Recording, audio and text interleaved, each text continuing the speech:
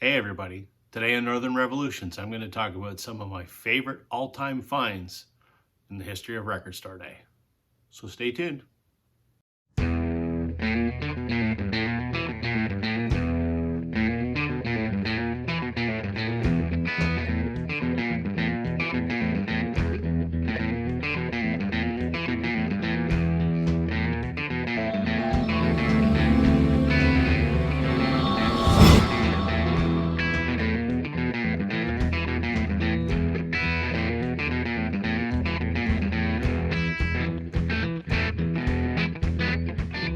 Hey violent community, welcome to Northern Revolutions. I'm Rob. Welcome back if you're returning. Welcome if you're new. Happy Record Store Day. Today is Saturday, April the 23rd, 2022, also known as Record Store Day 2022. So I didn't do Record Store Day this year. I decided to take a pass on it for a couple reasons. Number one, I don't like to get up early in the morning. I am not a morning person. I'm not getting up at 5 o'clock to go line up at the record store. That's not happening. Number two, there wasn't anything really on the Record Store Day release list that excited me. There was one or two items that, if I found it, great, but nothing that I absolutely had to have. And this was the first year that there really wasn't something I'm like, I need that in my collection.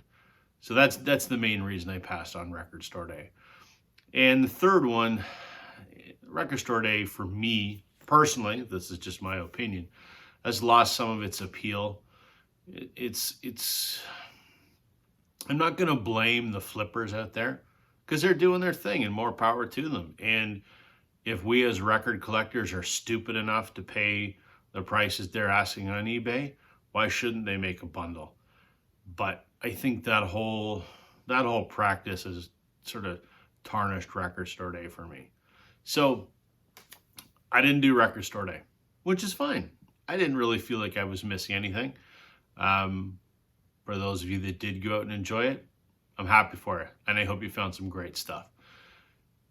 But I didn't want to do a video and not acknowledge Record Store Day. So I think what I'm going to do today is I want to show you some of my favorite finds from the last 10 years of Record Store Days. I think it's about 10 years I've been going.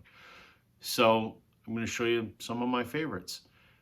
Before I do that though, if you could do me a favor, hit that like button. I greatly appreciate that. For those of you that are already subscribers to my channel, thank you very much. That means a great deal.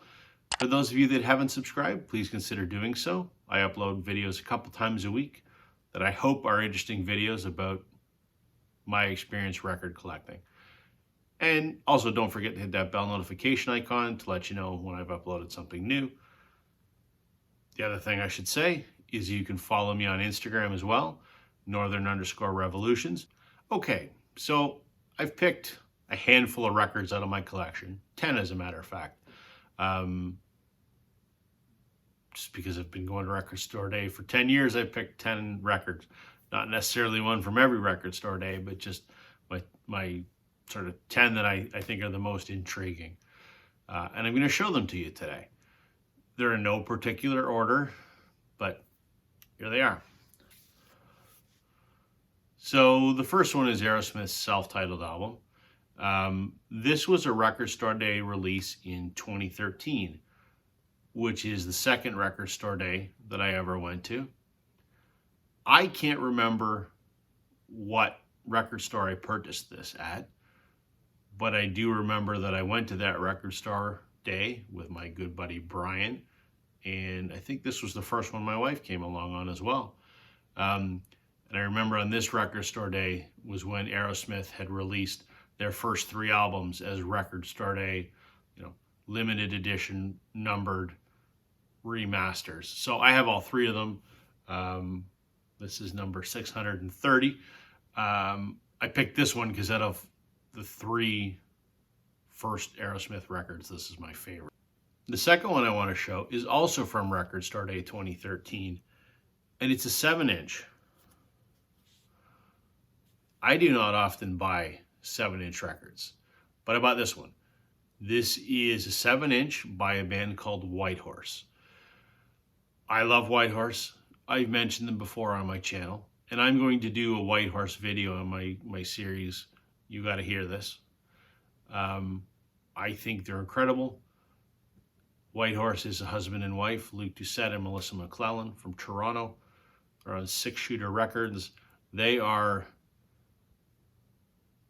alternative, adult, contemporary, indie folk psychedelic rock. In short, they're a little bit of everything. This is their single Devil's Got a Gun from their second album, which was The Fate of the World Depends on This Kiss, which is an absolutely stellar record. What I like about this 45 is Devil's Got a Gun was the single off that album, and Luke and Melissa, when they first got together as Whitehorse, it was just the two of them, and they played all the instruments. Even on their live shows, they did everything with looper pedals, and it was just them. This is they call it the live version, but it's a live in studio version of Devil's Got a Gun, which was the first time they played with a full band. So it has a very different sound than the studio version of the song, and I love the song. And the B-side is a song called Lipstick, which was an unreleased song. So it's also on white vinyl. Regular viewers of my channel will know that I'm a big Fleetwood Mac fan. Have been ever since I got into music. It was my dad's favorite band, and through osmosis, it's one of the first bands I got into after the Beatles. So one of my favorite Record Store Day releases is this. This is Fleetwood Mac's self-titled record. This was the album before Rumors. This was the Record Store Day release from 2019. It's the alternate Fleetwood Mac. Fleetwood Mac did a series of Record Store Day releases that are alternate versions of many of their popular albums. The self-titled album, Rumors, Tusk, Tango in the Night, Mirage, and last year was the alternate Live. Some of these are hard to find. This is one of them. What it is are early takes, demos, early versions of the songs that would end up on this, the self-titled Fleetwood Mac record. It's very enjoyable. I mean, this is probably my favorite Fleetwood Mac record, so to have an alternate version of that with different versions of the songs is great. This came out on Record Store Day in 2019 and is limited to 12,500 copies worldwide. Fleetwood Mac followed that up on Record Store Day in 2020 with the release of alternate Rumors. This is limited to 16,000 copies worldwide. And it's the same idea.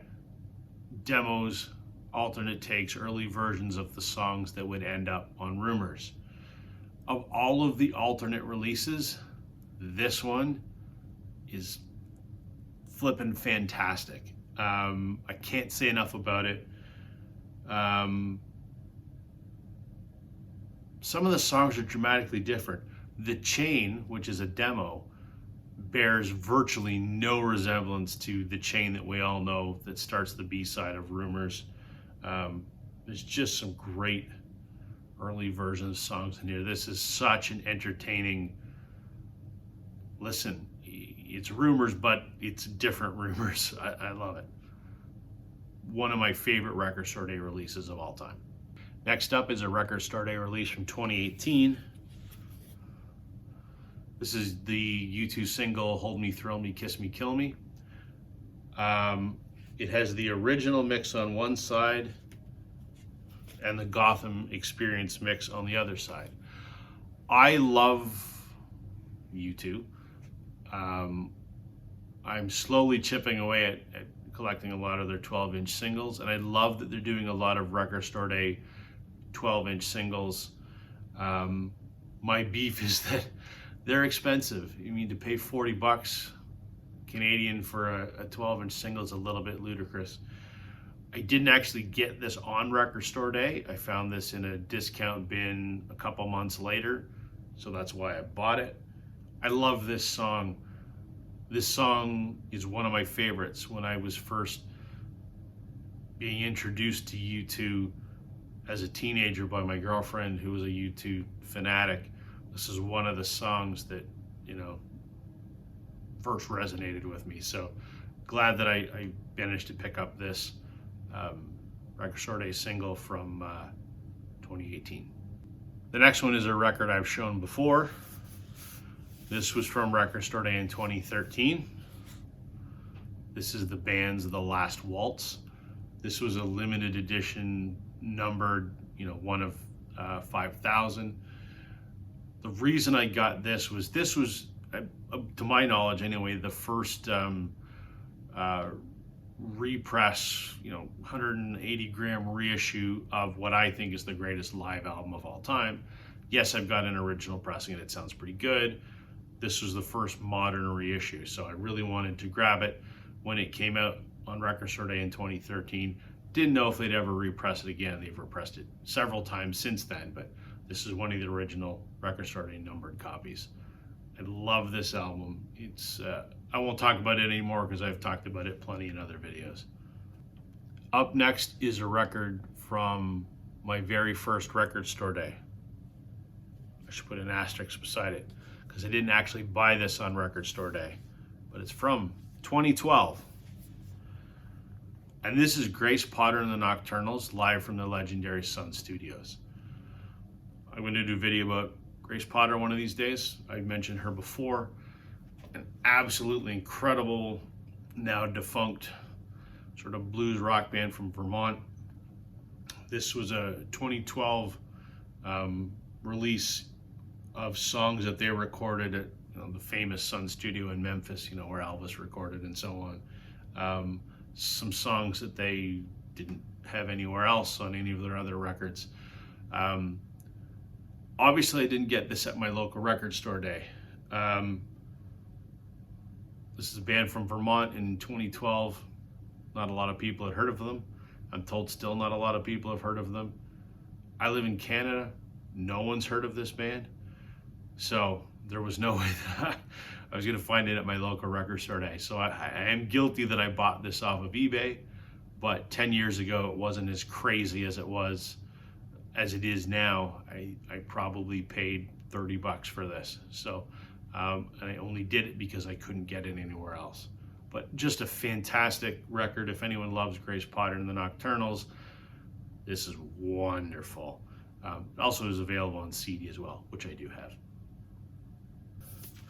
A Record Store Day release from last year, and this is a very interesting one. This is an album called Share the Love by a Canadian singer-songwriter named Greg Keeler, who is one of the two frontmen of a legendary country rock band called Blue Rodeo. This is a solo album of his that he recorded 2 years ago during the start of the pandemic. Interesting story. This one is called Share the Love, the Lost Cause Sessions. And the interesting story behind this record is he recorded this in his studio, which is called the Lost Cause Studios, which is near Peterborough, Ontario, in isolation with members of his solo band, I guess you'd call them. And they were ready to release it. And their record label, which is Warner, wanted them to shoot some promo videos for the album. So the band convened, I can't remember, it was at a town hall or something near Peterborough, and recorded the entire album live off the floor with video to be released as, promo segments to promote the album.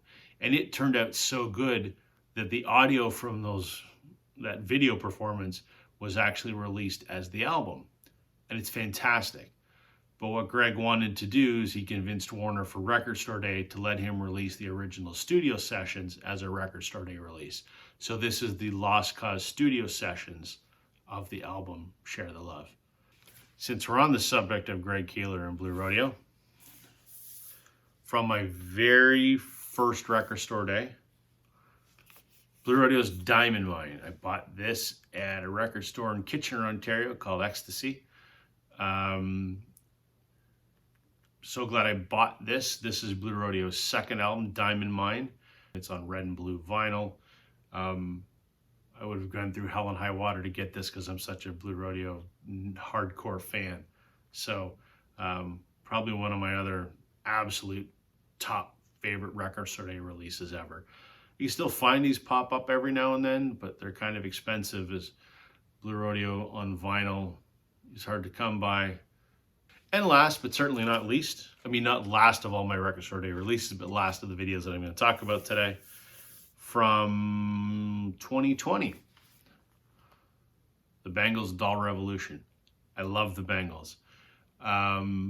This was an album that they recorded in 2003. So the Bangles broke up in the late 80s, and then around 2000 they reconvened.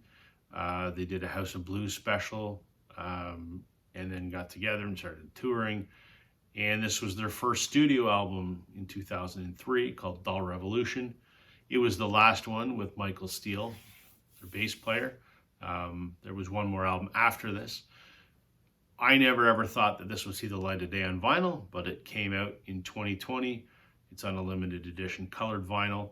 There is another vinyl repress of this that's on a different color, but this is kind of like a transparent pink on pink splatter, I guess is the best way to describe it. I really like this Bangles record. It's quite enjoyable. So the fact that I never thought it would ever come out on vinyl, I'm glad this did come out on vinyl. So there you go, everybody. There's 10 of my favorite past record store day releases.